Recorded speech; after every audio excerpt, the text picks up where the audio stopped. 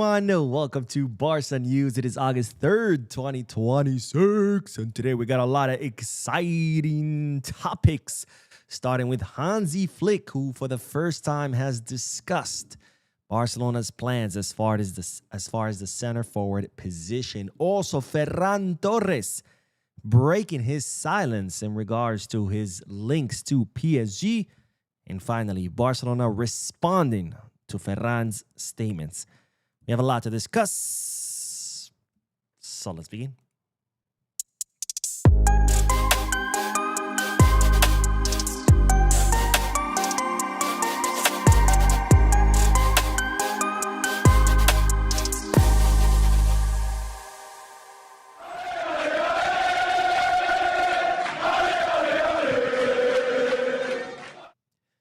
Hello everyone, welcome to the channel. My name is Mo, and welcome to the Barca News live podcast, which is on every Mondays, Wednesdays, and Fridays, where not only we discuss Barcelona news, but we also get to interact with you lovely people, my Barca News family, by reading your comments and reacting to them live. So start filling out the chat section with your comments, your questions, anything you want to add to the conversation so we can get this going. And of course, for those of you who'll be watching when the podcast ends, excuse me, I will be putting timestamps in the description and chapters in the timeline in case you do want to skip through the discussion and get straight into the news. Having said all that, make sure to hit the like button, subscribe to the channel, drop a comment. If you're looking for any Barcelona jerseys or merchandise, make sure to Goal Kits, Kit Bag, or Fanatics. No, actually, just Goal Kits Kit Bag and Fanatics, sorry. And then finally, if you want to place any sports bets, make sure to bet us. All links in the description and click on them.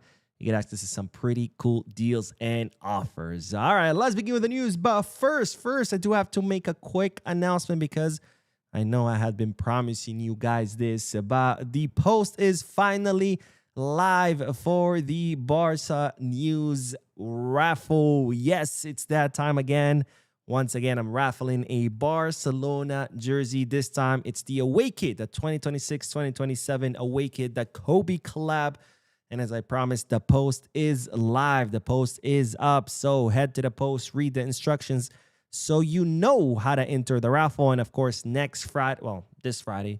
So in, 3-4 days, I will be announcing the winner right here on the channel, on the podcast, to be more specific, on Friday's podcast. Now, if you're saying, Mo, I don't know what the channel's Instagram is. What the hell are you talking about? Don't worry. I know because I get this question a lot. I'm going to show you. Here is the channel, right? Here is the channel. In fact, I put the post on the channel.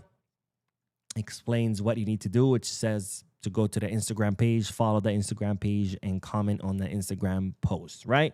Now, if you don't know how to get to the Instagram page, it's pretty easy, right? Here's the channel, Barca News. You go to home. Voila. We click on home. And if you go to right here, actually, sorry, it's up here, not down here. Right here where it says Barca News. So I guess you don't need to go to home. No, you actually don't. Okay, so anywhere in the channel, right here where it says Barca News, you'll see it's at Barca News. It says the subscribers, how many videos. Here, welcome to Barca News. That's a description of the channel. If you hit on more, hit on more, this box will pop up. Right here, you have all the links. Kit Bag, TikTok, I should probably remove it. I haven't done the TikTok channel in a very long time. Instagram, Twitter, Fanatics, and voila. All right? So, if you don't know how to get to the Instagram page, again, it's right here. You hit more, goes to the box, you hit the link, and voila. There is the Instagram page. It goes directly. Here's the Instagram post. It tells you what you need to do. Follow those steps, and you'll be automatically entered into the raffle, which, again, I'm going to announce the winner on Friday during Friday's podcast. All right, now let's start with the news now that this announcement is out the way, because, ladies and gentlemen, we do have an update in regards to Julian Alvarez. I know. You guys are probably sick and tired of me talking about Julian. Trust me, I'm sick and tired of talking about Julian. But until this chapter is fully closed, whether because Barcelona signed him or because Barcelona moved on, we're going to have to keep talking about him. There's just no way around this. So let's talk about the latest about Julian Alvarez, because it's been revealed that Julian has already been training. And when I say training, I want to be very careful. I don't mean that he's actually at the Atletico Madrid installations training with his teammates. That's not the case. Instead, he's still on vacation. As you know, players who participate in the final are on vacation until August 10th, because during the summer, players get 3 weeks worth of vacation. So August 10th is 3 weeks from the World Cup final. So that includes the 8 Barcelona players who were part of the Spanish national team. They're not going to be back until August 10th. And while Julian also played the final, and he's not going to be required to report to Atletico Madrid's preseason training until August 10th. Now, of course, there was a lot of talks about how Julian could potentially not show up to the preseason training, kind of like as a protest or as a strike, since Atletico Madrid are not letting him leave to Barcelona. But today it was revealed that he has been training. He's currently on vacation in Ibiza, and he requested his training exercises, his home training exercises from Atletico Madrid. And Atletico Madrid, of course, sent him his personalized plan. And since August 1st, he's been following that plan while on vacation in Ibiza. By the way, this is pretty normal when players are on vacation. Sometimes they'll get personalized plans from their trainers at the club, where while they're at home, they can do exercise to stay in shape, right? Because at the end of the day, these are professional athletes, and well, their job is to be fit year round. No excuse. Just because you're on vacation doesn't mean that all of a sudden you start smoking cigarettes and binge drinking alcohol and eating double cheeseburgers and, just not taking care of yourself, right? These are professional athletes. They have to be fit year round. So this is pretty standard when players are on vacation. They get sent personalized fitness plans that they can do while they're away from their clubs. And well, it looks like Julian requested his personalized fitness plan, and he's been following it since August 1st. So if you say, Mo, this is pretty standard, everybody does it, how is this news? Well, the reason this is news is, of course, this has sparked a lot of debate, with a lot of people saying, well, if Julian has requested his fitness plan while he's away, it means he plans to show up to the preseason training. And if he plans to show up to the preseason training, it means that's it, right? It's over. Barcelona are not going to sign him, because the only way that Barcelona could sign him is if he refuses to show up, putting more pressure on Atletico Madrid and forcing Atletico Madrid to negotiate. So, of course, the question is here, then now that we're done with the news of this, that he's training, but how can we interpret this, right? Because the news is not just about the news, right? People are always like, "Man, just give the news. We don't want to hear your opinion." And it's like, well, the news needs to be interpreted somehow. And if you don't like my opinion, then I don't think you understand how YouTube works. But anyways, that's neither here nor there. I'm not here to discuss people's lack of intelligence. Anyways, so what does this mean, right? How can we interpret this, that Julian has requested his fitness plan and has been following it since August 1st? I don't think there's much to interpret here. I know a lot of people are taking this as a sign that it's over. I don't take it that way. I don't take it as a sign that means that, yeah, it's still on. I think it's just there's nothing to interpret here. I think people these days, they want answers, and since they can't get answers, they try to analyze and overanalyze and try to find answers somewhere in between the lines. And I don't think that's the case here. I don't think there's anything to interpret out of this. Again, as I've said before, these are professional athletes. Their job is to be fit 24/7, 365 years round. And Julian Alvarez, whether he ends up at Barcelona or whether he stays at Atletico Madrid, he's going to have to stay fit, right? Because the season is right around the corner. He gets paid to be fit and be able to play. So he has to be fit. He has to follow these plans. So I don't think there's anything to interpret this here. I don't think this means it's over. I don't think it means Julian's coming. It just means nothing. That's how I read this situation.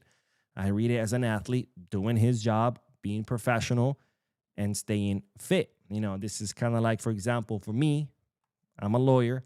I'm required every year to complete a certain amount of credits of continued legal education. Right? I got to take classes to stay on top of changes in the law, things like that. And every year I have to do that, right? It's part of my job. It's part of my career. It's how I keep my license. It's how I keep being a lawyer, how I keep getting paid for being a lawyer. If I stop doing that, I lose my license. I stop getting paid as a lawyer, right? So I could be at a job. I might not be happy at that job, and I might be searching for a new job. But just because I'm still doing my legal education classes doesn't all of a sudden mean, oh, Mo means he's going to stay at his current job. No, it doesn't mean anything. It means that's what I got to do as a lawyer to stay a lawyer. And well, the same thing here. Julian's an athlete. His job is to stay fit. And that's exactly what he's doing. But of course, my question to you is, how do you interpret the situation? Do you think this means anything? Do you think Julian requesting his personalized plan and following it means he's going to show up to the preseason and it means it's completely over for Barca? Does it mean that he will come to Barca? Does it mean nothing? Let me know down below in the comment section or in the chat section. I'm curious to see what you guys think. All right, let's start with the comment section, and then we are going to talk about Hansi Flick's statements, because for the first time, he has discussed the center forward position. And when Hansi Flick speaks, well, we have to listen. Lord Typhoon says, or Lord Typhon, I guess, because isn't Typhoon 00? Yeah, Typhoon is 00. Says, Mo, why isn't Barca looking at Ivan Toney as a short-term striker fix? He checks all the boxes. Who the hell is Ivan Toney? Let me see. Ivan Toney. I mean, that's probably the answer right there on why Barcelona are not looking at him. The answer's in the question. Who the hell is Ivan Toney? But let's look him up. Let's see. Ivan Toney, 30 years old, plays for Al Ahly in the Saudi Pro League. Need I say more? Shall we continue digging in his profile? Or is a 30-year-old playing for Al Ahly enough reason why Barcelona is not looking into this guy? I think we got our answer. Cornell says, let's go, bro. This Ferran Guppy is trying to put pressure on us. Deco better not fall for these gimmicks. What's up, Cornell? Good to have you here. Ferran. I'm going to talk about Ferran a little bit, so I don't want to get ahead of myself, but sheesh, what is going on at this point? Waffle says, should I become president, bring Goretzka and Vlahovic on a free, sell Ferran and stack the profit for Julian? If not Julian, would Bastoni make sense? Let's see. Let's break this down. Goretzka, we don't really need him. Do we need another midfielder? No. And sure, people might say, well, he's free, Mo. You can sign him for free. It doesn't hurt. It does, because there is no such thing as free, right? Free just means you're not paying another club a transfer fee. But when players are free agents, they know that. They say, hey, you're not paying another club a transfer fee. How about you pay some of that money that you would have paid in transfer fee to me? So they end up requesting a signing bonus. So right there, 10, 15 million, God knows how much. And then, of course, there's the salary, right? And someone like Goretzka is not going to come to Barca on pro bono and earn nothing. So should we spend money, very little money that we have, on a signing bonus and on a salary for a player that plays in a position that we don't need reinforcing? The answer is no. And this has nothing to do with Goretzka himself. Goretzka is an incredible midfielder. I mean, he was key in Hansi Flick winning the sextuple. Any team would be lucky to have him. But we don't need a midfielder. And since we don't need a midfielder, it doesn't make sense to spend money on one when you don't have that much money to begin with, right? Vlahovic. I just don't think Vlahovic is good enough, to be honest. I think Vlahovic is it's kind of like Ferran, mid-table team kind of player that kills it in a mid-table team. As a result, gets the attention of the big clubs, gets signed by a big club, and then doesn't really perform. And I think Vlahovic is like that, right? He killed it at Fiorentina, made it to Juventus, didn't really convince. Bastoni, There's no need for Bastoni. I mean, for starters, we have the best center back in the whole world, Pau Cubarsí. And then Flick is happy with him and Gerard Martin. We have substitutes. We have Christensen, who's looking great in the preseason. If he can stay healthy, I think we're amazing. We have Cortés. Cortés is looking amazing too. I wouldn't mind him on first team as a substitute to rotate with Cubarsí and Gerard. We have options, right? We have Araujo. Not fully convinced Araujo. We have Eric Garcia, who does really well in that position. Again, this is not a knock at Bastoni. Amazing center back. But should we spend money, 60 million on a transfer fee for a player in a position that we don't need to reinforce? The answer is no. All right. The goal is here not just to sign for the sake of signing, right? We're not Real penalties. There's just sign, and then they're like, oh shit, what do we do? Or Chelsea, right? And like sign, and then like, oh fuck, we have an overflow players. Well, we gotta offload, we gotta loan, we gotta sell, right? That's not the goal. The goal is to sign players that we need. Let's see. Nathaniel says, Mo, what's good, bro? What up, Nathaniel? Welcome to the podcast. Costa says, Ferran Torres. Yo, why you doing Ferran like that, bro? Ferran sucks, but I don't think he deserves the the Diddy nickname. Oh man, yo, savages, I say. The Jeff says I want Ferran to leave more than us buying a center forward. This is the best chance to sell him and make good money off a player, not Barca level at all. I don't disagree with you, my friend, but we are going to talk about Ferran in a little bit, not in the next segment, but the one after, so I don't want to get ahead of myself. But yes, I do agree. Let's see what else. Hamad Jugni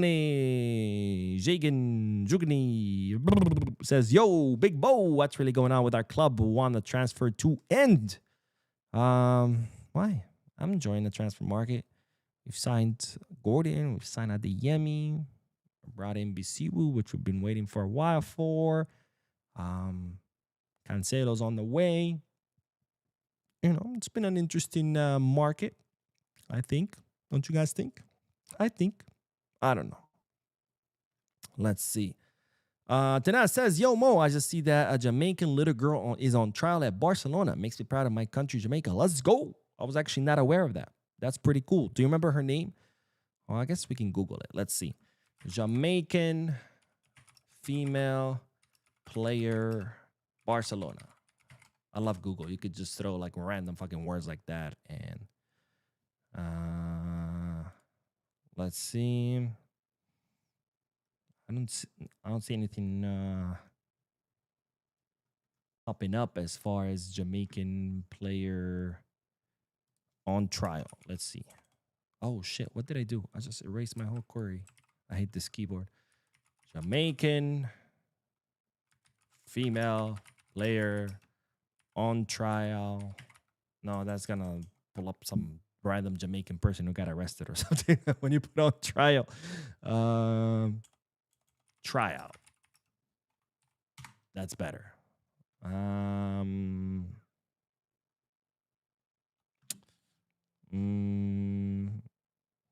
don't see it, man.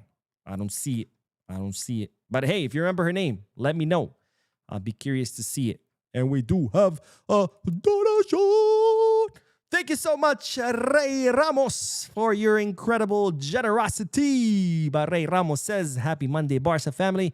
Mo, your savagery is a menace to the world. Love it. On a side note, Ferran Torres reminds me of the career path of Mario Götze. Both ended the Argentine dream for a World Cup. Both very mid-level. Well, thank you, my friend, for your donation. And you know what? That's a pretty interesting comparison. Yeah, you're right, because same thing. 2 World Cup finals. Both scored a goal each.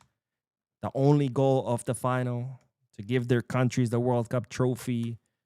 And we never heard of them again. I think Götze is still playing, isn't he? I think I saw that he's still playing somewhere. Mario Götze. Where is he playing? Götze. Yeah, he's at Frankfurt. Yeah, I remember seeing him. I don't remember where, but I was like, is that Götze? That guy's still alive? Well, that's fucked up. He's young, but I was like, that guy's still playing? But yeah, he's still playing at Frankfurt. But yeah, let's see. What did Götze do since winning the World Cup? Let's see. Bayern bought him, right? And then from Dortmund. And they sold him back to Dortmund. And then he went on a free transfer to PSV. And then Frankfurt bought him from PSV for 3 mil. So, and if we look at the chart here, pretty much, I guess I should share the screen so you guys know what the hell I'm talking about. If we look at the chart of his value, as we can see here, this was the highest he was worth, which was in 2014. 55 mil, which is when Bayern signed him. And then from there, it was like, just all the way down to 18. Went up a little bit to 25, and then and it continued his decline. But yeah, I mean, you ain't wrong, my friend. You ain't wrong. Now, we are going to talk about Ferran Torres, so I don't want to say more, but you ain't wrong. And I like that comparison. It really is a very, very similar situation. Even though I think Ferran was actually not even. I was going to say I think Ferran was a little bit more lucky in general, but maybe not, because after all, Götze did get signed by Bayern. I was going to say, you know, Ferran got lucky where we signed him given the circumstances, because I don't think Barcelona would have signed him under different circumstances. But I guess Götze also got signed by a big club like Bayern. But hey, I like that. I like that. You ain't wrong. That's a very good comparison. Ferran Torres to Sharquinho to Götze. Anyways, thank you, my friend, for your donation. Let's talk about the next bit of news, and then we'll do more comments. But we do have to talk about Hansi Flick, because, ladies and gentlemen, Hansi Flick today left England with the team. As you know, Barcelona have been in England since, what was it? July 27th, something like that. Towards the end of July. It was a Monday. Last Monday? I think it was last Monday. But the team flew to, last Monday. The team flew to England, to St. George's Park, where they were training. It's the same facilities where the English national team trains. And, of course, Friday they played a friendly against Birmingham. And today was their final day in England. They were supposed to play a friendly match against Preston North. But Preston North has a cup match next weekend, and they didn't want to risk their first-team players. So they didn't have enough first-team players to play against Barcelona. So instead, they offered their under-21 team. Barcelona said, no, thank you. So the friendly match with Preston North got canceled. And instead, Barcelona played a what they called an intra-friendly, meaning Barcelona players versus Barcelona players, right? They got divided into 2 teams of 11, and they played each other 3 20-minute halves. 3 20-minute thirds. Can't be a half if there's 3 of them. And this is why I went to law school, because as you can see, math is not my strong suit. But okay, so 3 20-minute halves. What is wrong with me? Anyways, 3 20-minute thirds, right? They played 3 20-minute thirds. And with that, Barcelona concluded its preseason training in England, and they're going to go back to the city of Barcelona. And of course, August 8th, they will be in Italy to play that 3-team tournament against both Udinese and Nottingham Forest. Whenever I say Nottingham, I don't know, it just sounds like like you're saying naughty, like it's a ham that's naughty. Kind of like American Pie, but instead of using a pie, using a ham. It's a naughty ham. Get it? If not, I apologize. I'm just showing my age here. But anyways. So that concludes, of course, Barcelona's preseason in England.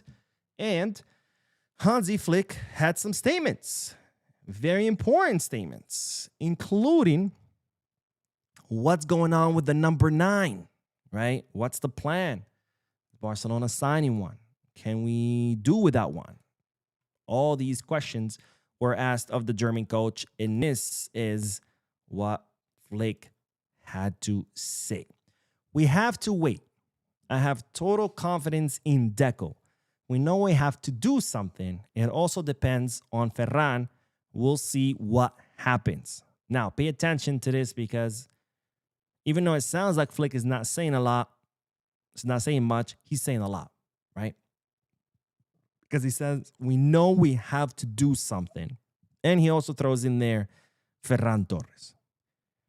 We'll break down a little all of that a little bit more in a little bit. Then Hansi Flick continues because he's asked, okay, if Barcelona don't sign a 9, could you play with a false 9? And he says, playing with a false 9, it will depend on the squad we have. Lamine played in that position 1 or 2 matches with us. I think he's a fantastic player, a world-class player, so he can adapt there as well. Gordon and Adeyemi can play on both wings and also as a number 9.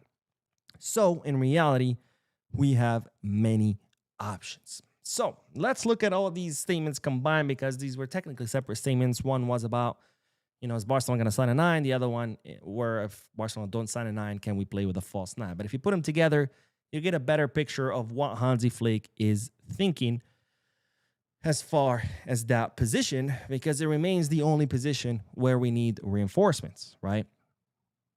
Center back, we've talked about this a million times. We have 7 center backs technically. Right backs, we have 4. Left back, once we bring Cancelo, we'll have 2. Midfield, we have 7. On the wings, we have 4. Center forward is the only position that right now we only have 1. Ferran, with a big question mark, because he could be leaving, which would leave us with 0. So, of course, answering that question of what's going to happen with the center forward is very important. And if you look at what Flick says in that first statement, he says, we have to wait. I have total confidence in Deco. We know we have to do something. So, in other words, Flick is admitting out in public that he needs a 9. Something needs to be done, right? He's saying it right there. We know we have to do something, which means Flick wants a 9. And, of course, he's putting his trust in Deco. Normal statement. Any football coach would say that, right? No football coach come out saying, hey, Deco's an idiot. Even though we would all agree with him, can't say that, right? And, of course, he also says we'll depend on Ferran, because if Ferran leaves, that would leave us even with less center forwards, right? We had Lewy and Ferran. Lewy's gone. Ferran leaves. Now you're down to 0. But it's clear from these statements that Flick wants a 9. However, if Flick doesn't get a 9, he's saying that he can still make do. He prefers a 9. He wants a 9. But if Barcelona don't bring him a 9, he will find a solution. What's the solution? Playing with a false 9. Maybe Lamine can play some matches in there, right? He's saying Lamine can adapt. So you can have like Adeyemi on the right, Rafinha on the left, Lamine through the middle, or maybe Rafinha on the left, Gordon on the left, Rafinha on the right, and Lamine through the middle, right? There's the option. He's also talking about Gordon and Adeyemi. All of them can play in a 9 as well. So if you put all these statements together, you start getting a picture of what Hansi Flick is thinking. And that is, I want a 9, I prefer a 9, but if you don't bring me a 9, I'll make it work, right? And that's the most Hansi Flick thing ever. Because Flick, before we even signed him, when he met with Deco, he said, hey, look, I know the situation. There's no money. There's no financial fair play at the time. Barcelona, we're not under the 1-1 rule. And he said, I'm not going to come to your club and ask for signings. Whatever you give me, I'll make it work. And my God, he has made it work. And here's Flick once again saying, look, I want a 9, but if you don't bring me one, I'll make it work. Because that's the kind of coach he is, ladies and gentlemen. Hansi Dieter Flick, a world-class coach, one of the best coaches in the world, who does not ask for anything and just makes it work. If you can bring him something, great. If you can't, he'll still make it work. And in fact, we mentioned, right, a few moments ago that Barcelona played an intra-friendly match, meaning, Hansi Flick divided the team into 2 teams that played each other a friendly match. And during that, he tried out different players in the number 9 position. Now, as I said, there were 2 teams that played each other. And this was the lineup of these 2 teams. On one hand, there was Wojciech Szczesny, our goalkeeper, Xavi Spart, and Jofre Torrens as the two fullbacks. Christensen and Gerard Martin as the two center backs. In the midfield, it was Marc Bernal, Marc Casado, and Orian Goren. Right wing was Karim Adeyemi. Left wing was Alex Gonzalez. And through the middle, he tried out Ebrima Tungara, the most promising player currently in La Masia, who is usually an attacking midfielder, but today he tried him out as a number 9. Now, the other team that played the friendly match was made up of Iker Rodriguez as the goalkeeper, Hector Fort and Jordi Pesquer as the two fullbacks, Ronald Araujo and Alvaro Cortés. I wish this was televised. I would have loved to see that. As the two center backs, Guille Fernandez, Brian Farinas, and Fermin Lopez in the midfield, Rooney Bardghji on the right, Rafinha on the left. Rafinha, by the way, playing this match, which means he's getting healthy, and so was Fermin. And then through the middle, Tony Fernandez, right? One of the Fernandez cousins that usually plays as a right winger. Now, what can we read out of these lineups? Well, two things. Number one, as I said, Flick is trying different things out, which means he's already thinking about solutions in case Barcelona don't bring him a 9. And what's the other thing that we can read from this? If you notice, who played as wingers on these two teams? Rafinha and Karim Adeyemi. Does that mean that out of Adeyemi and Gordon, Flick would trust Gordon more as a number 9? Because he could have played, right? Gordon is not here, right? Gordon's on vacation. He's eating beans on toast and eggs or whatever the hell British people eat for breakfast, which is gross. I'm sorry, British people who watch me. But Adeyemi is. And we know that both Gordon and Adeyemi can play as 9. So why wasn't Adeyemi played as a 9 during these friendlies? Does that mean that Flick is thinking more of Gordon to be deployed as a number 9? Because it would make sense, right? Gordon's taller, bigger, more physical. You know, someone that can body people in the box, as opposed to Adeyemi, who's smaller. Plus, since he is taller, he could be better at heading than Adeyemi, not to mention his speed. He can definitely make those runs into the box if the team switches from defensive stance into a counterattack, right? So there's some things to, you know, kind of presume from all of this information or conclude from all this information. But either way, we know that Flick has a plan. He wants a 9, but if a 9 doesn't come, Flick has a plan. And in who we trust? In Flick we trust. Now, there's more statements. These ones, not as important, but nonetheless, they're still important. I think the number 9 position was probably the most important thing. But then Hansi Flick was asked about signing a midfielder. You know, is Barcelona interested in signing a midfielder, given that Frankie de Jong is injured again? And this is what Flick had to say. We're always thinking about improving the team and what's best for it. But at the moment, I think we have a lot of midfielders. That's the situation. We'll see what happens over the next few weeks. So I think this kind of confirms the news that I've been telling you, is that Barcelona not planning to sign a midfielder, even though Frankie is injured for the next 5 months or 6 months, however long he's going to be out. And that's because we do have a lot of midfielders. You know, I don't know why people won't. Every time I say that, people start arguing with me, and I'm like, it's not a matter of opinion. It's a fact. You can just count how many midfielders are there. That's it. Like, I'm not telling you Pepsi's better than Coke or the color green is better than the color yellow. I'm telling you a fact. We have a lot of fucking midfielders. You can count them yourself, right? And I think Flick kind of is confirming this, which, of course, this is why every time a midfielder has been linked with Barcelona, I've usually come out here and said, I don't believe that report. For example, when they were saying that Barcelona were trying to, steal Rodri, I was like, there's no way. As far as I know, Barcelona are not looking to sign midfielders. That's one. And two, the timing is always fishy, Oh, right as he's sealing his move, all of a sudden this report comes out. What a coincidence. And then yesterday, for example, Unahi being linked to Barca again. Being that Barcelona not really looking for midfielders, makes you put a big question mark there. And I think this kind of confirms it a little bit. And then finally, the last thing I want to discuss about Flick's statements is what he said about the players who have impressed him during this preseason. Now, Hansi Flick said, first of all, the condition here at St. George's Park have been fantastic. Everything is close by, and the pitches have been incredible. But when I compare it with my first year here in 2024, I think this season we have more quality in the squad, more quality among the young players, and more quality from La Masia. Ebrima is a great talent, and Orion as well. We have many talented players.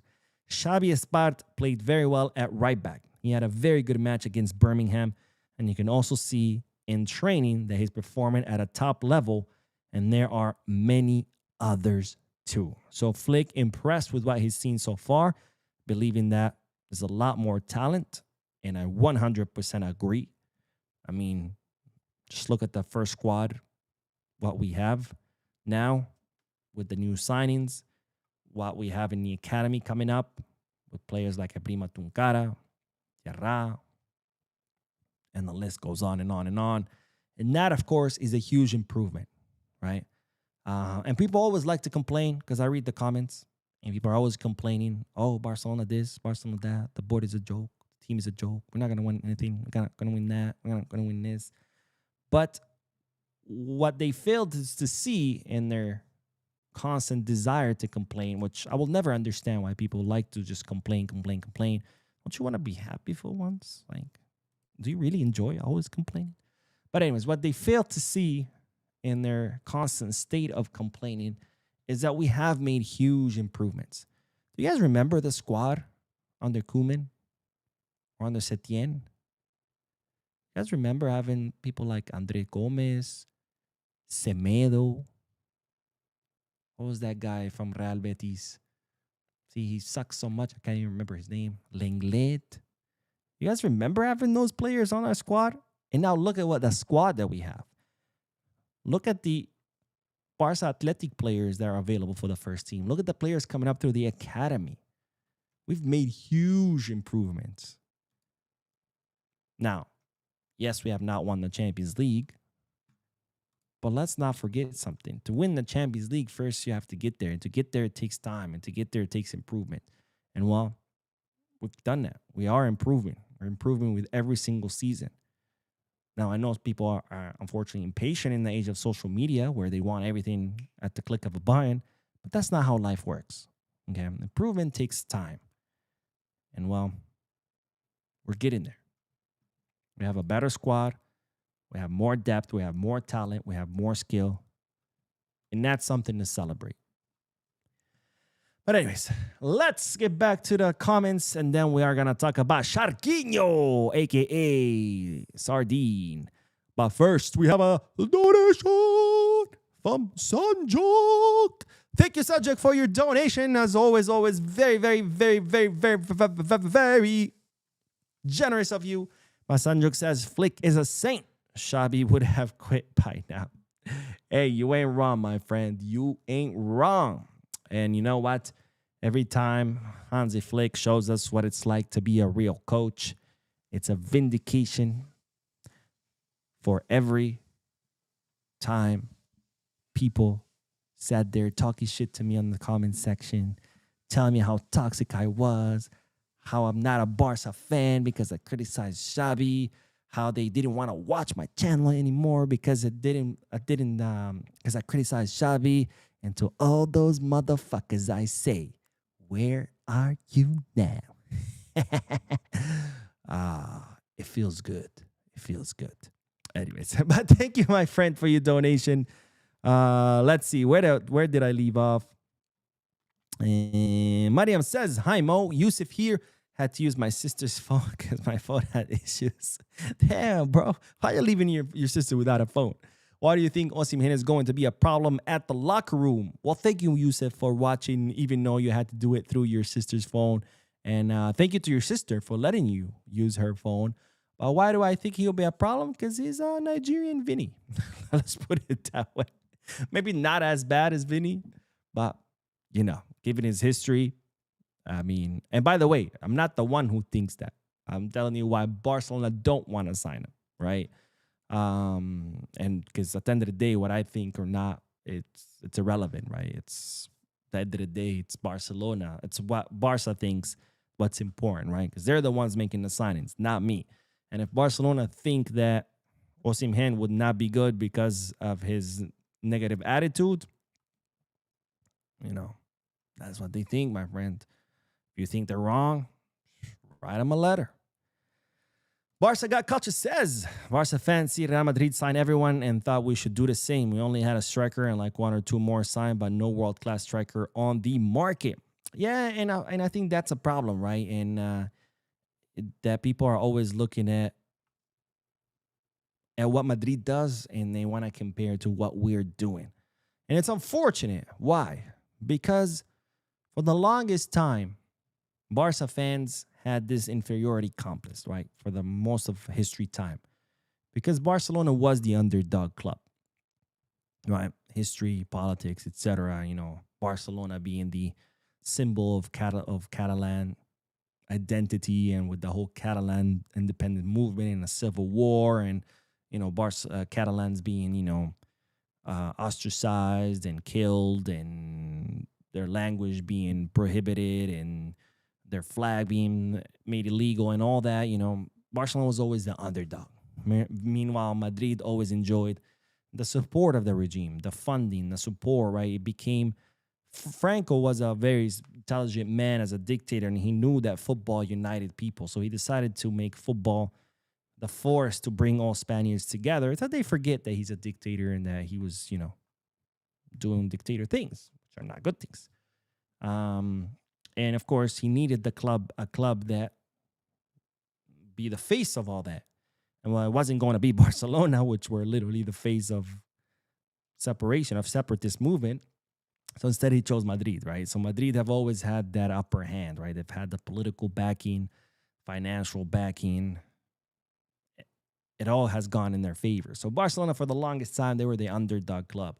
And for the longest time, Barcelona fans had this inferiority complex, right? And they all care about what Madrid was doing, right? Because they had Madriditis, right? But then someone came to the club that changed all that. And that was Johan Cruyff. May he rest in peace. And Johan Cruyff changed how we think, changed the course of the club. He took us from being an underdog club, a club that had an inferiority complex, a club that was always more worried about what Madrid did, and turned us into a winning club. A club that only cared about what they did themselves. A club that was no longer living under the shadow of Madrid. He changed that. And since then, we have become a global force. One of the greatest clubs on earth. A club that competes for everything. A club that has won 2 trebles and a sextuple, something that Madrid hasn't even done, right? And it's sad and unfortunate to see that 30 years later, or it's been almost 40 years later, there are still Barcelona fans out there who have this complex of always thinking about, oh, Madrid did this, but we did not. Oh, Madrid did that. Oh, but we didn't. And it's like, who cares? Who cares? We're Barcelona. We're not Madrid. Let Madrid do whatever the fuck they want. Let them sign whoever they want. Let them spend all the money they want. Let them do whatever they want. We're not Madrid. We're Football Club Barcelona. Let us do our thing, because our thing is what has gotten us this far. So stop worrying about what Madrid does. Stop having that inferiority complex. Thanks to Messi, it's Madridistas who have an inferiority complex now. That's why they're constantly crying about referees and Negreira and constantly blaming everything but their own selves, right? That's why they're always trying to compare their players to ours, right? Penaldo's better than Messi. Mastantuono's better than Lamine. Let them be the pathetic losers who are always with that inferiority complex. Don't be like them. Why would you want to be like them? But anyways, that's all I got to say. Hey. All right, let me see. Where did it leave off? Bum, bum, beat-um, bum, bum, bum, bum. Best in the game says, I think the Diddy edition was from his suspects after the World Cup. I don't think they were sus. I mean, people. I saw the video of like Ferran is like hugging what's his face, a blonde dude. Used to play for Madrid. Now plays for Patético Madrid. Eh, eh. What's his name? Help me out, chat. Forgetting his name. But anyways, Ferran Torres seen like hugging him and he kisses him on the cheek. That's normal in other cultures, by the way. It's a lot. I know a lot of people were like, "Oh, Ferran is gay. Look, he's dating. God, what the fuck is his name? Llorente. But in other cultures, it's not. It's not out of the ordinary to kiss your buddy on the cheek. So I wouldn't call it sus. In fact, Argentinians, when they say hi to each other, they give like men, they kiss each other on the cheek. Arabs, they kiss 2 kisses on the cheek when they say hi to another man. So I don't think it was sus. I don't think it makes them gay. Plus, even if it does, it's none of our business, We're here to judge him as a football player, and as a football player, he fucking sucks. Whether he's gay or straight, it doesn't matter. He still sucks as a footballer. But anyways, Spooky says, Mo, would you take Hirasi if Julian doesn't come? I think I would rather. I would rather not. Let's put it that way. For once in my life, I'm gonna be nice, and I'm just gonna say I would rather not. No, I don't think Hirasi has the level to be a Barca player. Let's see. Meek says this is a make or break moment for Deco. I don't know if it's a make or break moment. I think that's a little bit exaggerated, but it would definitely either add to his resume or detract from it, right? Barca Reloaded says, I'm not quite sure about Lamine as a number 9 yet. He's still developing. He's finishing, but in Flick we trust. I agree with that assessment, I think. I think I would rather, someone like Gordon, for example, to be in a number 9. But and you're right, his finishing is still not there. Now, he has increased his goals by a lot this season than from one before, which means he's on his way, and I'm sure pretty soon he's going to be putting out insane numbers. But you're right. Plus, I do like Lamine on the right wing. I mean, what Lamine gives us on that right wing is, his dribbling, which obviously he creates a lot of space with that, right? Taking on defenders. Not only creates space on the wing because he dribbles past defenders, but he also creates space in the middle because then teams have to send 2-3 guys to mark him. And of course, when you send 2-3 guys to mark, well, that leaves other players wide open. So, and I like that. And I feel like if we put him as a 9, that kind of takes away a little bit from that function. And but we'll see. That's the thing about great players like Lamine. I'm sure if you give him gloves and put him under the goal, he's gonna be, making some crazy saves, right? Because players like Lamine are blessed; they can do whatever the hell they want.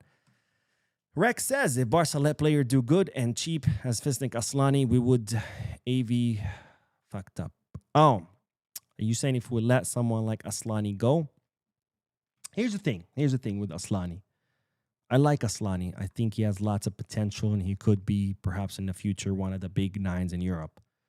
But what I fear from bringing someone like Aslani is the same fear that I have from bringing someone like Rodri. With Rodri, I said I would be against it because he would hinder the development of Bernal, right? Because at that age, 18, 19, 20, players need to play. They need it.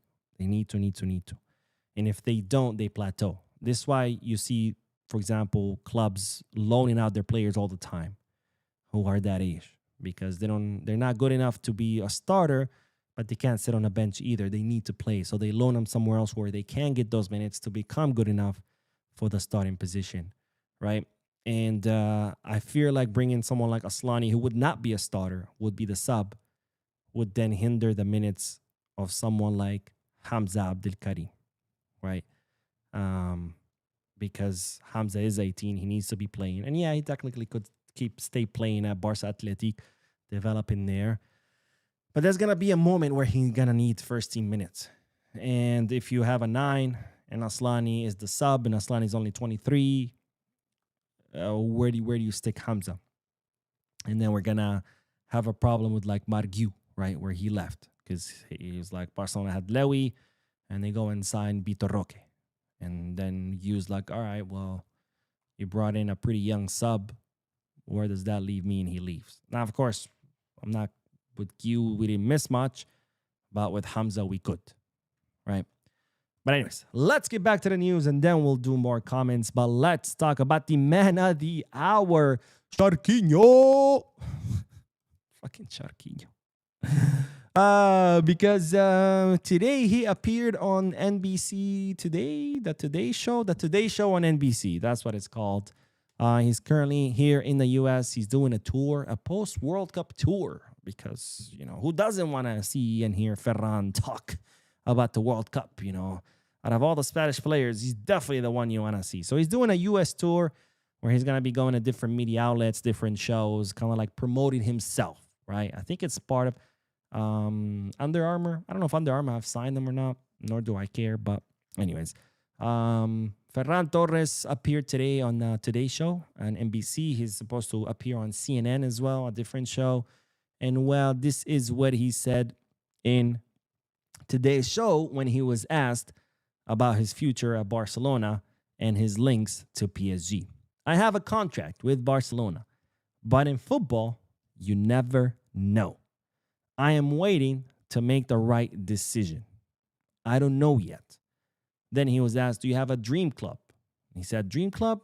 I dream of being happy. So, not saying much, not saying a lot, not saying much, but at the same time, saying a lot, right? Because he's saying, I have a contract with Barcelona, obviously. That's a fact, not an opinion. But in football, you never know. I am waiting to make the right decision. I don't know yet. And this is where it's key for me. I don't know yet. I'm waiting to make the right decision because he says I have a contract with Barcelona, but in football, you never know. So right here, he's leaving the door open to him leaving. Leaving the door to him. Yeah. Anyways. Right? So, because, you know, if he wants to stay at Barcelona, he would say, oh, no, I'm a Barcelona player. I'm happy at Barcelona. I want to stay in Barcelona. I'm done. Right? Shut that door down. Shut down the rumors. It's over. But no, he says, I have a contract, but in football, you never know. So right there, he's leaving the door open to a possible exit. But then he adds, I'm waiting to make the right decision. I don't know yet. And what does this mean? And here is where we got to break down this a little bit more. Because I think what Ferran Torres is doing here, he is putting pressure on Barcelona. He's putting pressure on Barcelona to up their offer. Because, as I told you before, Barcelona do want to renew Ferran. They want to count on him. They believe, you know, he's a good player that can add to the team. Not as a starter, right? That's why they want to sign Julian. And they communicated to him that they wanted to renew him. However, they wanted to do the renewal in September for financial fair play reasons. And then that's when Ferran demanded for a lot more money and a important role, like a starting role. He was kind of like, all right, Lewy's leaving. I'm going to be your guy. I want to be the number one, and I want to get paid and compensated as the big top guy. And Barcelona said, no, right? Because, well, he's not the top guy, right? Barcelona want to keep him, but they want to keep him as, you know, as the player that he is. Someone that can rotate, someone that can come off the bench, someone that can be important, but not the most important guy. And this, of course, did not sit well with Ferran. So when he makes this statement saying, I don't know yet, I think that's what he's trying to do. He's trying to play the PSG card to put pressure on Barca to offer him more money. Kind of like saying, look, Barca, you were not able to sign Julian. I'm your only guy, and if I leave, that leaves you with nobody. So offer me more money, and I would stay. Because not only does he leave the door open to a possibility of an exit by saying, in football, you never know, he's also leaving a door open to him possibly staying by saying, I don't know yet. I still have to decide. And I think this is what Ferran is doing. So I truly hope that Deco sees through this and reacts accordingly. Now, how should Barcelona or Deco react? Well, Barcelona need to understand what they have on their hands. And what they have on their hands is a player that's good off the bench. That's a good sub. But that's about it, right? Ferran is no Lewy. He's no Harry Kane. He's no Erling Haaland. He's no Julian. He's a good player, but not a great player, right? He's the typical story of a player who kills it at a mid-table club and then gets the attention of big clubs. He gets signed by a big club, and then they fail to continue to impress. Because there's levels to this game. Just like a video game, right? In a video game, you have easy mode, medium, hard, expert, right? And you might play the game on medium. Nobody plays it on easy. You play it on medium and you completely destroy it. And you're like, oh, all right, I'm going to try it at hard. And you play it at hard, and you might still be able to finish, but you're not going to finish as easily or as good as medium. And then you might play expert and you can't even finish it, right? And that's because, well, you're not as good enough gamer to finish it on expert. While another gamer, a professional gamer that gets paid, might play it on expert and completely destroy the game like you do on medium level. That's the same thing with football. You might be great at a mid-table team, but that doesn't mean that all of a sudden when you up the difficulty level and move to a top club that you're going to be doing as well, because not all players are cut out to play at the highest level. Just because you're a professional doesn't mean that all of a sudden you can play at Barca or Madrid or Manchester City or Bayern, right? Only the elite of the elite, the creme de la creme, to get to play at these clubs. And I think Ferran was the typical story. We've seen this story a million times. Junior Firpo, for example, right? Semedo. We've seen this story a million times. Players who are doing great with a mid-table team, and because they're doing great, they get the attention of the big clubs, they sign for the big clubs, and poof. It happened to him at Manchester City with Ferran, right? He was killing it at Valencia. He gets signed by City. City realized that this guy's a flop. He comes to Barca. He continues to flop. And now all of a sudden, he scores the winning goal in the World Cup, and this guy is riding a wave. He feels like he is Erling Haaland, and Barcelona should drop to their knees and just beg him to stay. And Barcelona cannot fall for these games. Barcelona need to understand what they have on their hands. They have a mid-table team player, a player who's good off the bench, a player that's good rotating, a player that puts out pretty good numbers for someone off the bench, but that's it. So they need to offer him what he's actually worth, and it's going to have to be you either take it or leave it. Because you're not Haaland, you're not Kane, you're not Mbappe, you're not even Julian Alvarez. You are what you are. This is what you're worth.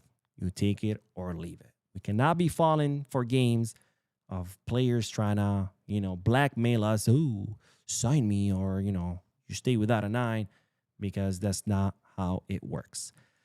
All right, let's get back to the comment section, and then we are going to talk about the club's response to these statements and these PSG links. Let's see. Where did I leave off with the comments? I don't remember. Oh my God, it's 8:47. Feels like it's a lot later. All right, let's see. I think I left off here. Jab Ahmad. I think we need quality, strengthening the squad up front. If Ferran is leaving, we can't expect to play Gordon or Adeyemi 9 for us. They're not goal scorer naturally. Neither is Ferran, my friend. There is Ferran. Aymeric says that Andre Gomes guy was horrible but very good looking. So there's that. Yeah, too bad. Good looks, don't score your goals. Lorenzo says the biggest problem with our team is we have one world-class defender in Kouarsi. Why the hell are we not going for a CB, right back, and a left back? Because we don't need right backs or left back. Right back, we have Kunde. We have Eric. We have... Oh, I forgot to mention. Flick mentioning by name Xavi Espart and not Hector Fort tells me that Xavi Espart is going to be his choice and that Hector Fort is going to have to go somewhere else. But anyways, Kunde, Eric, Xavi Espart, Hector Fort. On the left back, we have Balde, we have Cancelo. So I think it'll be cool. Center backs, again, Cuarci, Gerard Martin, Araujo, Christensen, Eric, Alvaro Cortez. You know, we can't just sign for the sake of signing. Sanjok with the donation. Let's fucking go. Thank you, Sanjok, for your generosity. But Sanjok says, as Cruyff said, if you have second thoughts on playing for Barca, you are no longer of service to us. Ferran is a selfish player. His time is up. I don't think he's selfish. I think he's just, looking out for himself. I guess that's kind of make it kind of selfish. But at the end of the day, Ferran is, football players are still, they're workers, they're employees of a club. And as an employee of any company, you always want to look for, promotion to earn more. And if you can't do it at that job, you have to do it somewhere else. So I don't think he's being selfish. I think he's, doing what any normal worker would do, right? Trying to get more money. And if Barca can't get him that, then he can look for somewhere else. But of course, I do agree with you that, hey, if Ferran is having doubts about playing here, there's the door. If PSG's offering you more money, great. Go to Paris. I love Paris. I would love to live in Paris. Go live in Paris, make money on the bench. He's probably going to have even less minutes in PSG, but hey, if that's what you want, that's what you want. But thank you, my friend, for your donation. And Scarflord says, hey, Mo, if we don't get Alvarez, and honestly, I'm tired of waiting for him. I think Fermin could adapt to the role of the 9 who drops back and helps in the build-up like Alvarez. I feel like Fermin would be too small for the 9 position. Because, yes, you do want a 9 that can drop back down and then be able to attack and make runs from the back line. But you also need a 9 that can hold his position in the box. And with a player like Fermin, who's very small, you got to be able to not get bodied by the center backs around you. Also, you want a 9 that's able to connect with with the headers. And I don't know if Fermin will be that guy given his stature. Not to say that short guys cannot head balls. What's his name? The Portuguese guy, the one who scored like 2 or 3 headers in the World Cup, and he's like 3 feet tall. And I'm like, how the hell is the shortest guy flying like that? Not to say that, you can, but, usually you want someone who's a little bit taller. Now, not to say Julian is like the tallest guy ever, but he's definitely taller than Fermin Lopez. And Malik says, like and subscribe, guys. Yes, please hit the like button. Hit the like button. It's free. Free. Takes a second, and you help this channel a lot.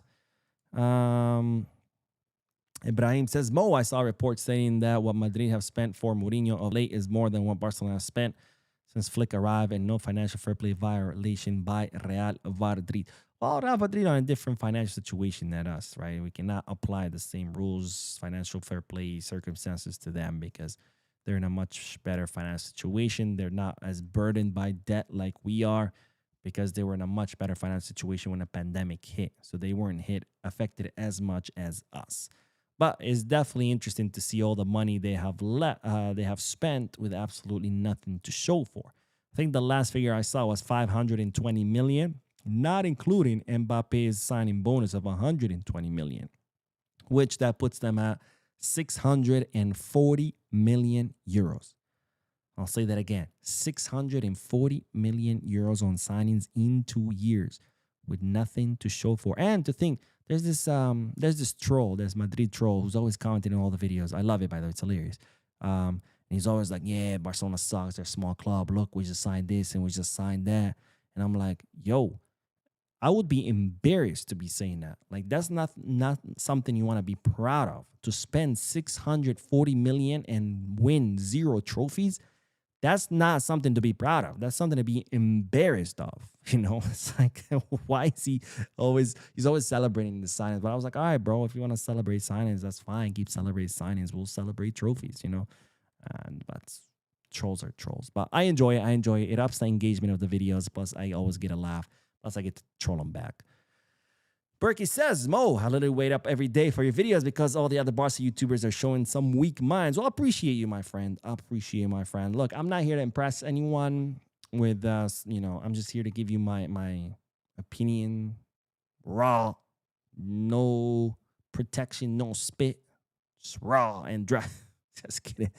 And, some people don't like it. Some people don't like it. That's fine. And that's fine because, look, I did not create this YouTube channel with the intention of, this being my full-time job. And because it is my full-time job, I better be safe in what I say and, be careful not to offend anyone and not to anger anyone and always be in the middle and please everyone because I want as many people as possible to watch and like and comment so I can make as much money as possible. That's not me, right? I started my YouTube channel because I was like, hey, I love Barcelona. I like talking about Barcelona. Let's do it, right? And that's what I'm here to do. I'm here to talk about Barcelona, and half of the people like what I say, half of the people get really pissed off, and that's okay because, I'm not going to change my opinion just to please people, right? That would not be right. I would be, being a hypocrite, be being double-faced. And do you really want that? That's my question when people are always, Mao, this and that, and they complain. I'm like, is that what you really want? Do you really want a guy who you watch, who comes out here and says, all right, Lamine Yamal is amazing. Oh, you don't think so? Okay, yeah, no. Lamine Yamal is not amazing, Oh, you think so? Oh, yeah. Lamine Yamal is amazing. Oh, you don't? No. Do you really want that? Do you really want someone with no spine, just flip-flopping, going back and forth? No, fuck that. Nobody wants to see that shit. I don't want to see that shit. And if I was doing that shit, I wouldn't want to watch myself doing that shit. So I'm here to tell it as it is. And if some people don't like it, that's fine, right? That's the thing about opinions. You don't have to like them.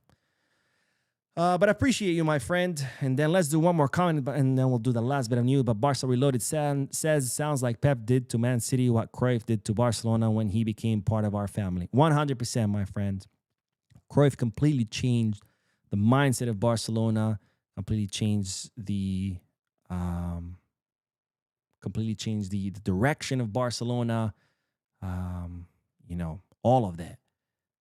And to see people who still worried about what Madrid does and doesn't do, I'm like, you need a lesson in history, my friend. You need a little bit more pride in your club and stop worrying about what Real Penalties does.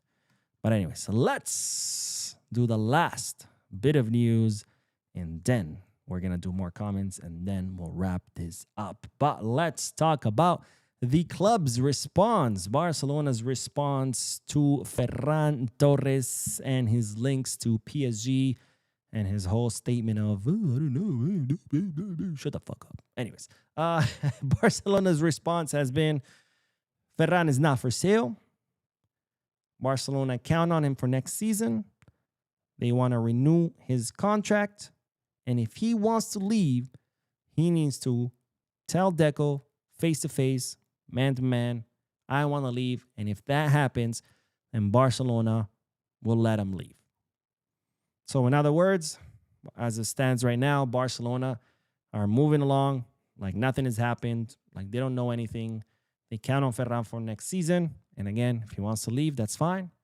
But have the balls to knock on Deco's door. Said, hey, Deco, I want to leave.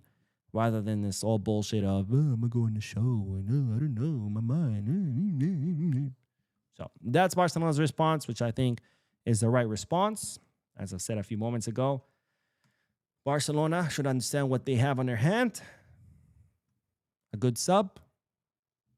And if this good sub wants to stay and have the privilege and honor of playing at Barcelona, then great. We'll give him a contract that's worthy of a sub. But if not, if he wants more money, if he doubts playing at the club, if he thinks PSG is a better destination, there's a door. I will drive him myself to the airport. Hell, I will learn how to fly him myself to Paris. Anyways, let me know what you guys think about the club's response, Ferran's statements, Hansi Flick's statements, and then Julian starting training with Atletico Madrid. And with that, we are done with the news. Let's do some comments and then we will end this live. And don't forget, of course, the raffle is live. Go to the Instagram page to learn how to join the raffle.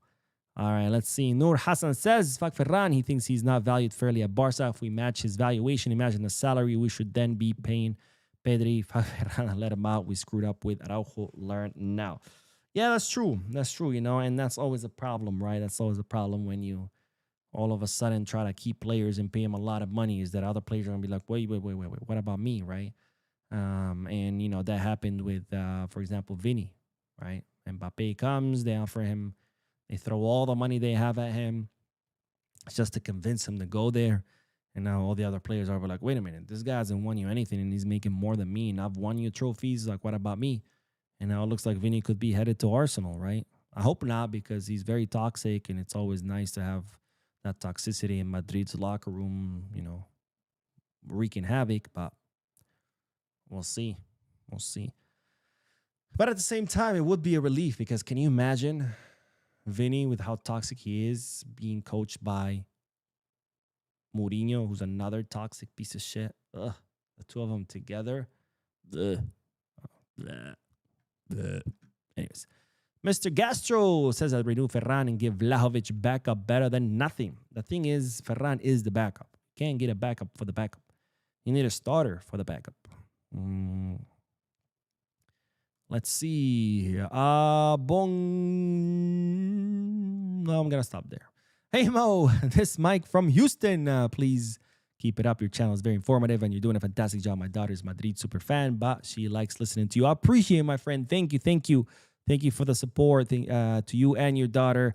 And shout out to Houston. H-Town in the house. Let's fucking go. Let's see. Scarf says, funny thing, Mo, is that Fermin is actually taller and heavier than Alvarez. I remember one of our greatest ever strikers was Romario, and he was small. Is Fermin taller than Julian? Hold on. Now I got to look this up. Fermin Lopez. Let's see. Fermin Lopez is 176. Damn, 176. He looks much shorter on TV. All right, Julian Alvarez. Julian Alvarez. Where are you, Julian Alvarez? Julian Alvarez is... Fuck, you are right. Oh my God, Fermin is taller than Julian. Julian is 170. Fermin is 176. Damn, I am mind blown. Well, I stand corrected then. But that is crazy. I don't know why I thought Julian was taller. He just looks taller on TV. Maybe it's the hair, he has the little. But damn, that is blowing my mind. Fermin Lopez is taller than Julian. I always thought, Fermin was the height of Gavi, because, they look. Wow, hold on. Let me Google Gavi's height. Now it's going to turn out the guy is like 2 meters tall. Gavi is 173. Damn, even Gavi's taller than Julian? Wow. And Gabi looks really short on TV. Shit. This is pretty mind-blowing. Not gonna lie. All right, let's see. Costa says, wish Barcelona did this thing with Ter Stegen instead of going on media campaigns last summer. I agree. And that's one thing I criticized a lot. I was like, this is not the way to go. Attacking a player with all these media campaigns and tweets, and it's not going to do anything. And people, got all mad at me and, as usual.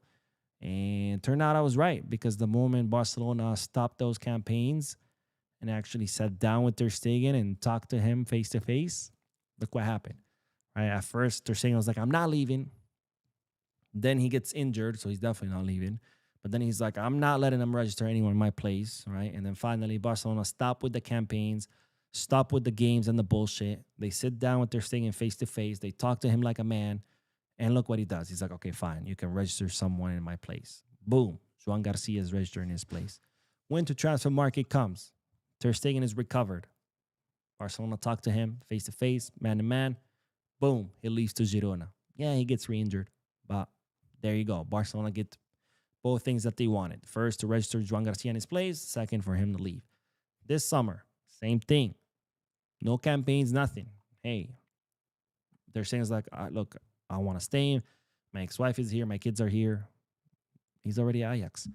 But when they were doing all those games, all those campaigns, Tercero's like, no, fuck you, I'm staying. And of course, why would he? They're all out here talking shit, making up stories about him, turning the public against him. Of course, he's gonna be like, okay, well, fuck you then. I'm not leaving. But the moment they left all those games, so again, motherfuckers, for all of you who were mad at me because I was criticizing that strategy, where you at now, bitches? Malik says they didn't react like Atleti Madrid. Their fans were burning his jersey because he'd like to play for his dream club. Man, Patético Madrid fans. When will they learn? When will they learn? It's like, you guys are a small club, irrelevant club. Why are you acting like you guys support a big club? Why?